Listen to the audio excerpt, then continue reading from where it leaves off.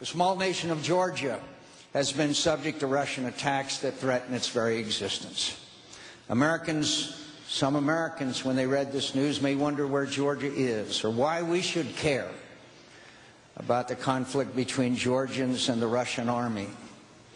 It's, after all, a small and remote and obscure place, but history is often made in remote, obscure places, and it's being made in Georgia today.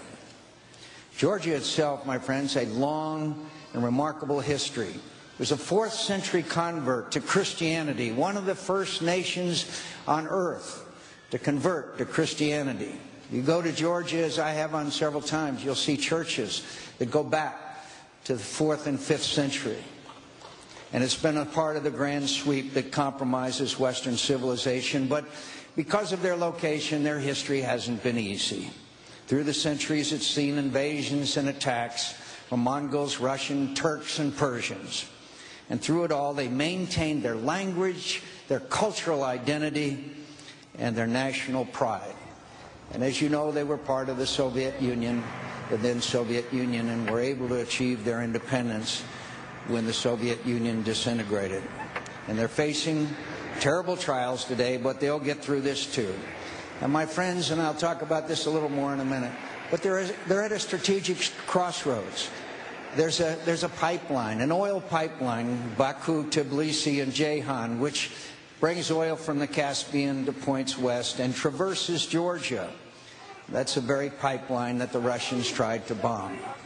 And I don't have to tell you about the price of oil and disruption of oil supplies.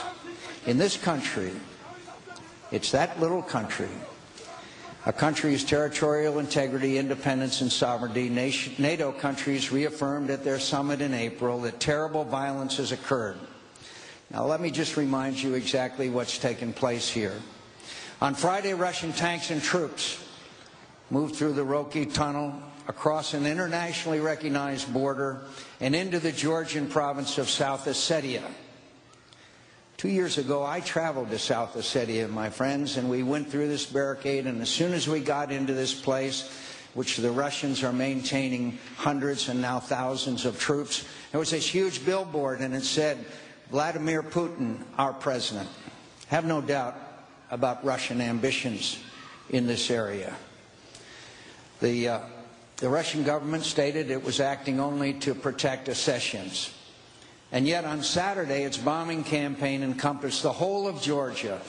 Hundreds of innocent civilians have been wounded and killed, possibly thousands. Military bases, apartment buildings, and other infrastructures all came under Russian fire.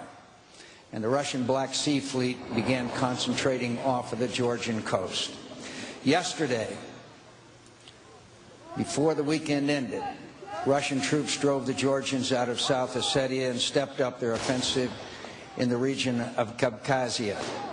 Abkhazia is another area that the Russians have controlled in violation of Georgian territorial integrity. And Georgia asked for a ceasefire, and Russia responded by bombing the Tbilisi airport.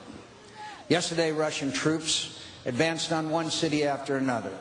Gori, Sanaki, Poti, and other cities were attacked. In 2006, I visited Sanaki and reviewed the Georgian troops who had served with honor beside American soldiers in Iraq. 2,000 of them served beside American soldiers in Iraq. And we're proud of that.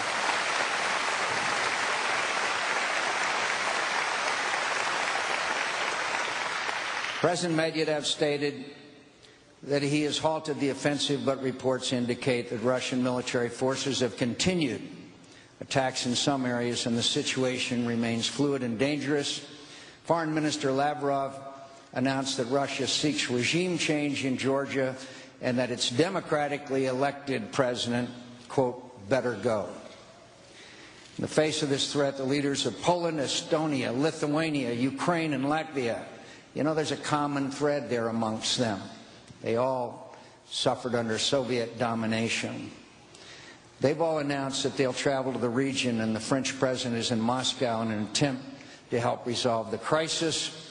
They understand that it's the responsibility of the leading nations of the world to ensure that history continues to reform and to make progress toward respecting the values and security of all free people. This is the situation in Georgia as we meet here this morning. The impact of Russian actions goes beyond their threat to a democratic Georgia. Russia has used violence against Georgia to send a signal to any country that chooses to associate with the West and aspire to our shared political and economic values. My friends, we learned at great cost the price of allowing aggression against free nations to go unchecked. With our allies, we must stand in united purpose to persuade the Russian government to withdraw its troops from Georgia. There must be an independent international peacekeeping force in the separatist regions, and we should ensure that humanitarian aid can be airlifted to Georgia's capital and stand ready to help our Georgian partners put their country back together. And we must make clear to Russia's leaders that the benefit they enjoy from being part of the civilized world require their respect for the values, stability, and peace of that world.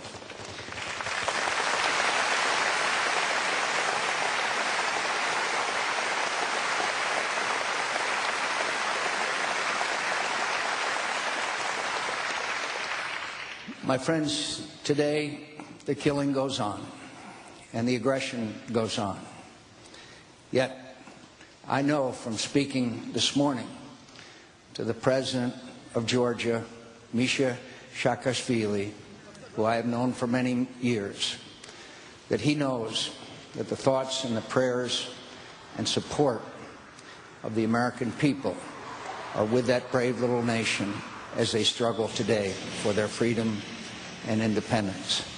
And he wanted me to say thank you to you, to give you his heartfelt thanks for the support of the American people for this tiny little democracy far away from the United States of America. And I told him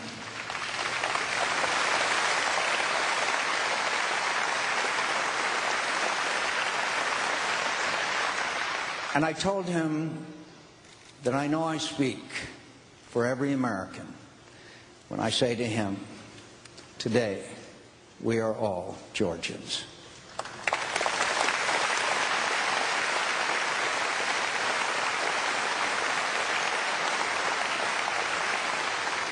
So these events are a long way from here at home, but the energy crisis that we're in derives in part from the fact that we get much of our energy from that part of the world.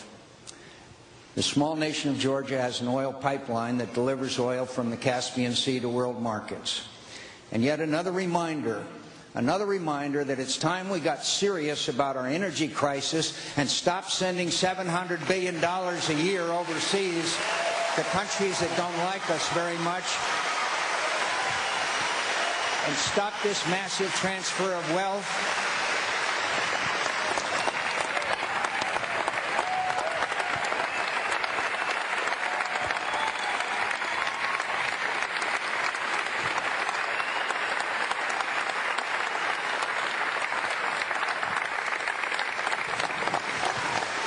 To countries that don't like us very much, and some of that money ends up in the hands of terrorist organizations, as you know. And my friends, the message we want to send to Washington, D.C. is come back off your vacation, go back to Washington, fix our energy problems, and drill now. Drill offshore and drill now.